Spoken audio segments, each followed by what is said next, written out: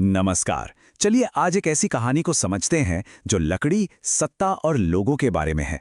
ये कहानी है कि कैसे कॉलोनियलिज्म यानी उपनिवेशवाद ने जंगलों के साथ हमारे रिश्ते को हमेशा हमेशा के लिए बदल दिया।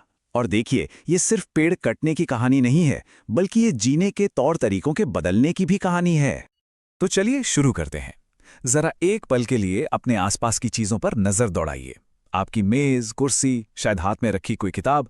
कभी सोचा है कि इनमें से कितनी चीजें सीधी जंगल से आती हैं? ये सवाल इस पूरी कहानी को हमारी रोजमर्रा की जिंदगी से जोड़ देता है। ये लिस्ट काफी सरप्राइजिंग है ना।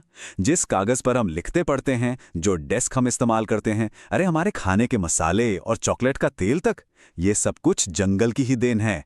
सच तो यह है कि जंगल हमारी जिंदगी में हर तरफ मौजूद है, भले ही हमें इसका एहसास ना हो।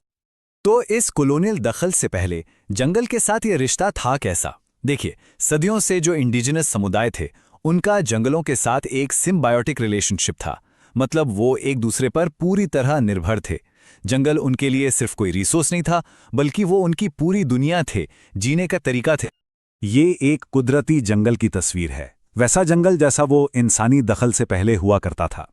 जो स्थानीय समुदाय थे, उनके लिए ये सब कुछ था। खाना, जानवरों के लिए चारा, जलाने के लिए ईंधन, दवाइयाँ, हर पेड़, हर पौधे का कोई न कोई मतलब था। ये एक बैलेंस्ड और, जिसे हम आज कहते हैं, सस्टेनेबल दुनिया थी। और फिर सब कुछ बदल गया। ब्रिटिश साम्राज्य को एक चीज की जबरदस्त और फौरन जरूरत पड़ी, लकड़ी।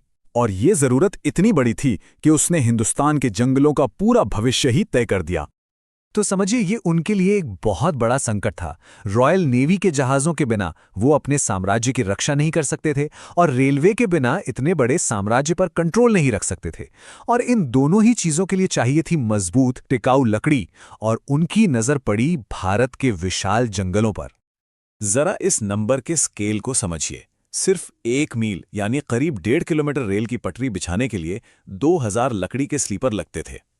अब जरा सोचिए, हजारों किलोमीटर लंबे नेटवर्क के लिए कितने जंगल साफ हुए होंगे।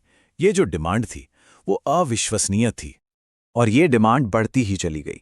1946 आते आते रेलवे का जाल पूरे भारत में 7,65,000 किलोमीटर तक फैल गया।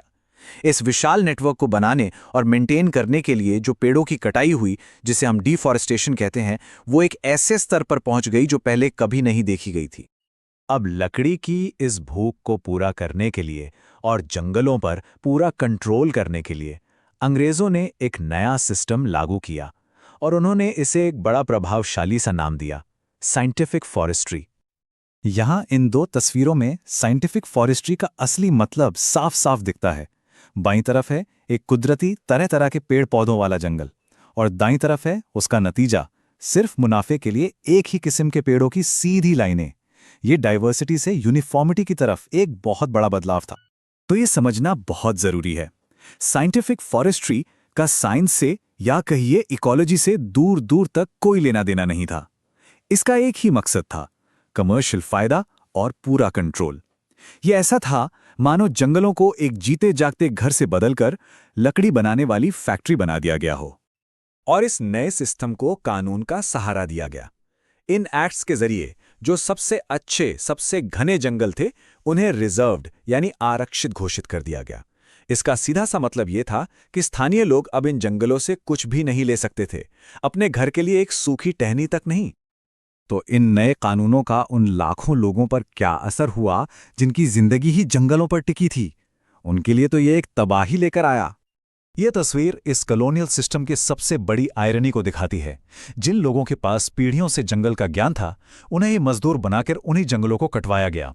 लेकिन अगर वो अपने घर के लिए लकड़ी ले लें, तो वो एक जुर्म बन गया। ये सिर्फ एक कोर्ट नहीं है, ये उन लोगों की चीख है जिनकी जिंदगी, जिनके अधिकार रातों रात उनसे छीन लिए गए और उन्हें भूखे मरने के लिए छोड़ दिया गया। ये उनकी हताशा और दर्द को आवाज देता है। एक और बड़ा बदलाव आया शिकार को लेकर। जो पारंपरिक शिकार लोग अपनी गुजर बसर के लिए करते थे, उसे पोचिंग यानी अवैध शिकार करार दे दिया गया। और दूसरी तरफ अंग्रेजों का बड़े जानवरों का शिकार करना एक खेल बन गया, एक शान की बात बन गया, भारत को सभ्य बनाने का एक प्रतीक। ये आंकड़ा सच में चौंकाने वाला है। सिर्फ 50 साल के अंदर 80,000 से ज्यादा बाघों को इनाम के लिए मार दिया गया। बाघ और दूसरे बड़े जानवरों को ये कहकर मारा गया कि वो खतरनाक हैं और तरक्की के रास्ते में आते हैं। इस पॉलिसी ने भारत की वाइल्ड लाइफ को लगभग तबाह कर दिया। असर सिर्फ जंगल तक सीमित नहीं रहा, खेती पर भी पड़ा। शिफ्टिंग कल्टीवेशन जैसी सदियों पुरानी टिकाऊ खेती की प्रथा को गैर कानूनी बना दिया गया। क्यों? क्योंकि सरकार के लिए इससे टैक्स वसूलना मुश्किल था और ये लकड़ी के प्रोडक्शन में रुकावट डालती थी। इस वजह से न जाने कितने समुदायों को अपने घर बार छोड़ने पड़े। लेकिन इन ज्यादतियों को चुपचाप सहा नहीं गया। देश भर में जो वन समुदाय थे, उन्होंने इसका जमकर विरोध किया और इसी से जगह जगह विद्रोह की आग भड़ती। इस प्रतिरोध को समझने के लिए चलिए बस्तर के विद्रोह को एक केस स्टडी के तौर पर देखते हैं। ये कॉलोनियल वन कानूनों के खिलाफ स्थानीय लोगों के विद्रोह का एक बहुत ही पावरफुल उदाहरण है। ये विद्रोह कोई एक दिन में नहीं हुआ, ये सालों से जमा हो रहे गुस्से का नतीजा था। जंगलों का रिजर्व होना, पारंपरिक कामों पर रोक, बेगार और ऊपर से भयानक अकाल, इन सब ने मिलकर गुंडाधूर जैसे नेताओं की अगुवाई में बस्तर के लोगों को बगावत करने पर मजबूर कर दिया। और हाँ, ये समझना भी बहुत जरूरी है कि ये सिर्फ भारत की कहानी नहीं थी, ये कॉलोनियलिज्म का एक ग्लोबल पैटर्न था। इंडोनेशिया के जावा में डचों ने भी बिल्कुल ऐसी ही नीतियां लागू की थीं और वहां के लोगों ने भी इसका उतना ही जोरदार विरोध किया था। और इस कहानी का सबसे जरूरी हिस्सा यह है कि ये इतिहास की किताबों में ही दफन नहीं है। इसकी लेगेसी यानी इसकी विरासत आज भी जिंदा है। आज हम जंगलों को लेकर जो भी बड़े बड़े संघर्ष देखते हैं, चाहे वो माइनिंग को लेकर हों या बड़े बांधों को लेकर, उनकी जड़ें कहीं ना कहीं इन्हीं कॉलोनियल पॉलिसीज और सोच में छुपी हैं। तो ये इतिहास हमें आज के लिए एक बहुत बड़े और ज़रूरी सवाल के साथ छोड़ जाता है। हम अपनी डेवलपमेंट की ज़रूरतों, पारंपरिक समुदायों के ह्यूमन राइट्स और अपने जंगलों के एनवायरमेंटल कंजर्वेशन के बीच एक सही संतुलन कैसे बना सकते हैं? ये एक ऐसा सवाल है जिस पर हम सबको सोचने की ज़रूरत है।